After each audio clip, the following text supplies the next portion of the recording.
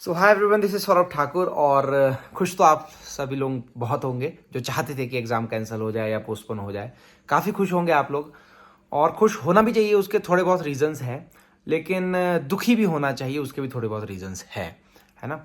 अब ये सही हुआ है या गलत हुआ है, अब इस पे थोड़ी सी हम बात करते हैं। जो मुझे पर्सनली लगता है, मुझे ऐसा लगता है सही क्या हुआ है इसमें। सबसे पहले हम सही की बात करते हैं, फिर गलत की करेंगे, ठीक है। तो सही इसमें ये हुआ है कि जैसा कि मिनिस्ट्री ऑफ एजुकेशन ने कहा है, भाई एग्ज़ाम हमने कैंसिल कर दिया है। इसमें हमें कोई इनपुट्स मिले हैं कहीं से, जो भी सीक्रेट एजेंसी है या फिर कुछ भी इनपुट्स मिले हैं, इसमें इन्वेस्टिगेशन होगी।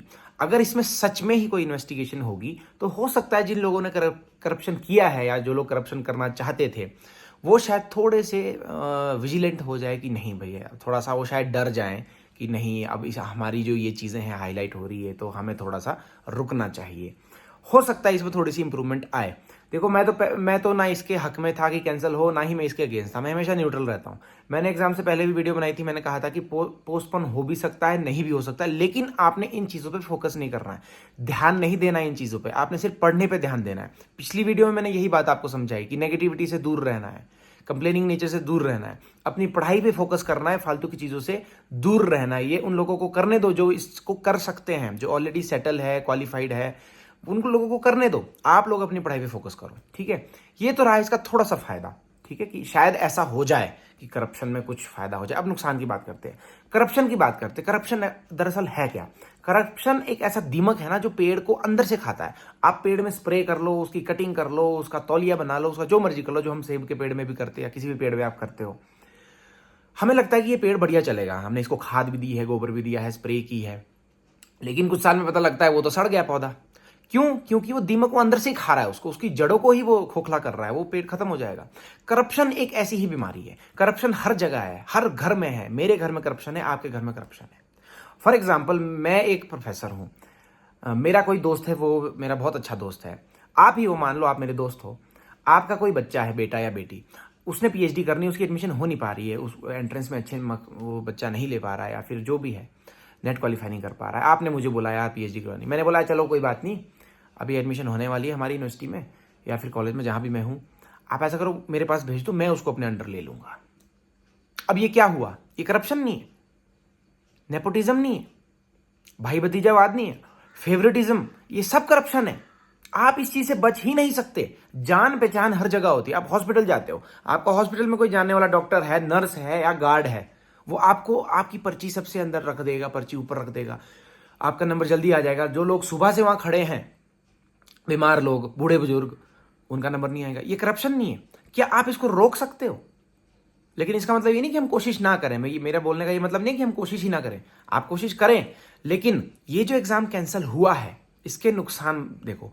आपको क्या लगता है, इसके कैंसिल होने से करप्शन रुक जाएगा? क्या अगली बार एग्जाम जब होगा तो तब कोई उसमें ऊंच नीच नहीं होगी? क्या आज से पहले नहीं हुई होगी? जो एम्प्लॉयज है, 5-10 लोग हैं, उनके 5-10 लोग जानने वाले होंगे, वो उनके साथ ऑब्वियसली फेवरेटिज्म वो हर जगह रहता है। क्या वो आइंदा नहीं करेंगे, अगली बार नहीं करेंगे? क्या इसका कैंसल करना ही क्या बेस्ट ऑप्शन था? ये सवाल है कुछ, ठीक है। अब एक बच्चा जो इतने महीनों से तैयारी कर रहा है, दिन रात तैयारी कर रहा है, पेपर भी दे रहा है, कई किलोमीटर, 100 किलोमीटर दूर जाके सेंटर पे जा रहा है, पैसा भी खर्च कर रहा है, रात को ठहर भी रहा है, खाने का खर्चा, टेंशन, हर चीज करके वो पेपर दे रहा है, और अगले दिन आपको पता लगता है कि पेपर कैंसिल हो गया। तो उसमें उस बच्चे का कितना ज्यादा नुकसान है। अब जो नेक्स्ट इन्होंने कहा है कि हम पेपर दोबारा करवाएंगे, अब पता नहीं वो आधे महीने में कराते हैं कि 1 महीने में कराते हैं कि 2 महीने में करवाते हैं, तब तक तो आप पढ़ा हुआ भूल जाएंगे। तो आपको सारी चीजें दोबारा पढ़नी पड़ेगी। अगर 20 दिन बाद भी एग्जाम होता है, 1 महीने बाद भी एग्जाम होता है, तो भी आपको सारे का सारा सिलेबस रिवाइज करना पड़ेगा। तो आपकी जो पिछली मेहनत थी उसका क्या, तो वेस्ट हो गई ना। हालांकि मेहनत कभी वेस्ट नहीं जाती है, आपको दोबारा से रिवाइज करोगे तो थोड़ा बहुत फायदा ही होगा, लेकिन आपको बैठना तो पड़ेगा ना दिन में 8-8, 10-10, 12-12 घंटे, फिर से आपको मेहनत करनी पड़ेगी। और इसका दूसरा नुकसान यह है कि अगर आपका रिजल्ट जल्दी आ जाता, नेट एग्जाम हो गया था, रिजल्ट भी जल्दी आ जाना था, उसके बाद कुछ ऐसे फॉर्म्स है, असिस्टेंट प्रोफेसर की रिक्रूटमेंट्स आ रही है, कोई पब्लिक सर्विस कमीशन आ रहा है, वहां पे आप अप्लाई कर सकते हो। लेकिन आपका नेट लेट हो गया, रिजल्ट भी लेट हो गया, और कई नोटिफिकेशन ऐसी है जो निकल जाएगी, आप एलिजिबल होंगे ही नहीं उसके लिए। अगर ये वाला एग्जाम कैंसिल ना होता तो आप उसके लिए एलिजिबल होते। हम भी बहुत सालों से नेट दिया, हमने भी क्वालिफाई किया, हमारी तो कोई जान पहचान भी नहीं थी।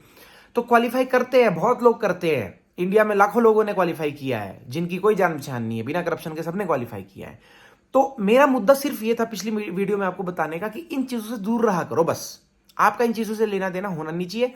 जो होना है वो तो होना ही है। देखो कैंसिल हुआ है, इसके कुछ फायदे भी हो सकते हैं, शायद इसके कुछ फायदे भी हो, शायद कोई लोग करप्टेड लोग शायद वो पकड़े भी जाएं, क्या पता, अगर अच्छे से इन्वेस्टिगेशन होती है। अगर सिर्फ नाम की इन्वेस्टिगेशन होती है तो कुछ नहीं है। ये तो सिर्फ खेल चल रहा है आप लोगों के साथ, खेल बच्चों के साथ ही चलता है, ठीक है।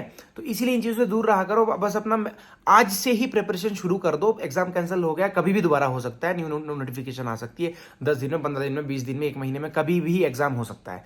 दोबारा से तैयारी शुरू कर लो। यही हमारे लिए आज की सैड रियलिटी है कि हमें आज दोबारा से वो मेहनत करनी पड़ेगी। जो आप कल परसों रिलैक्स हो गए थे कि आहा अब हम कुछ दिन आराम करेंगे, अपनी नींद पूरी करेंगे, लेकिन अब वो होने नहीं वाला। अब आपको फिर से अपनी नींद उड़ानी पड़ेगी। खुश होने वाले होंगे कि यार हमने करवा दिया, हमने एग्जाम कैंसिल करवा दिया। कोई बहुत बड़ा तीर नहीं मारा है आपने, अगर आपको ऐसा लगता है कि हमने एग्जाम कैंसिल करवा दिया। इसके नुकसान ज्यादा है, फायदे कम है, ठीक है। जो होना है वो तो होकर ही रहेगा, इस बार भी, अगली बार भी करप्शन जो भी छोटा मोटा होना है, ठीक है। बाकी अगर इसके कुछ फायदे होते हैं तो बहुत अच्छी बात है, मैं बहुत खुश हूं अगर इसके कुछ फायदे होते हैं।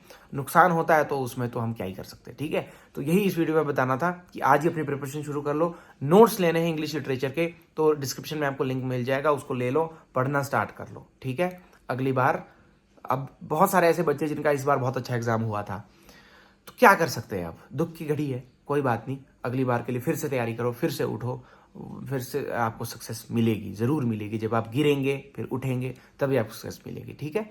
ऑल द बेस्ट आप सभी लोगों को, बाय।